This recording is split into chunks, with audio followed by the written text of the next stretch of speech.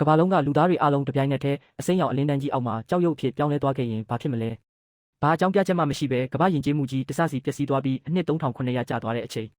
ကျွန်တော်တို့ရဲ့မင်းသားဆန်ကူကတော့အုံနောက်ပြတ်မသွားအောင်စက္ကန့်မလက်အချိန်တွေကိုရေတွက်ရင်းရှင်သန်နေခဲ့ပါတယ်။သိပ္ပံပညာတစ်ခုတည်းနဲ့ကဘာကြီးကိုကြောက်ခေတ်ကနေနှစ်ဆ100စုအထိပြန်လဲခေါ်ဆောင်မဲ့ဒွစတောင်းအပိုင်းတစ်ခုစတင်လိုက်ရအောင်ဗျာ။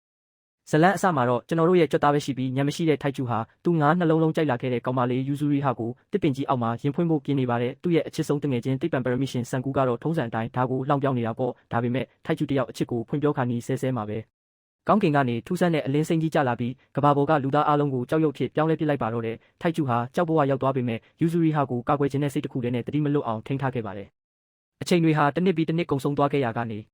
အနှစ်3900ကြာမှာတော့ထိုက်ကျူရဲ့ကြောက်ရွံ့ကြီးဟာကွဲအပ်ပြီးကဘာတစ်ထဲကိုပြန်လဲနိုးထလာခဲ့ပါတယ်။သူနိုးချင်းမြင်လိုက်ရတာကတော့အရင်ကသူတို့နေခဲ့တဲ့မြို့ပြကြီးတွေမရှိတော့ဘဲတဘာဝတောတောင်ကြီးတွေပဲရှိတော့တဲ့ကြောက်ခေဦးကဘာတစ်ကြီးပါပဲ။ထိုက်ကျူဟာတစ်ပင်ကြီးစီပြေးသွားတဲ့အခါ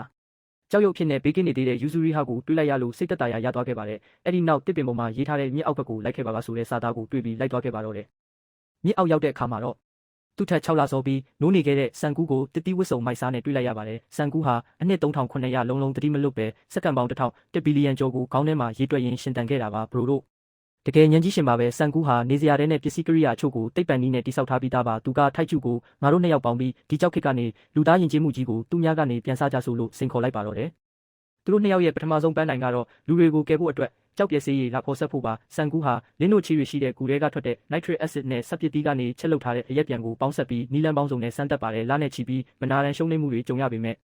နောက်ဆုံးမှာတော့ကြောက်ဖြစ်နေတဲ့ငှက်ကလေးတစ်ကောင်ပေါ်ဆေးရည်လောင်းလိုက်တဲ့အခါငှက်ကလေးဟာကြောက်ဘဝကနေလွတ်မြောက်ပြီးပြန်တန်းသွားပါတော့တယ်သူတို့ရဲ့တိတ်ပံစမ်းတက်မှုကြီးအောင်မြင်သွားခဲ့ပါပြီအခုဆိုရင်ဆန်ကူးတို့လက်ထဲမှာလူသားတွေကိုကယ်တင်နိုင်မဲ့နက်ဖျားဆေးရည်ရှိသွားခဲ့ပါပြီ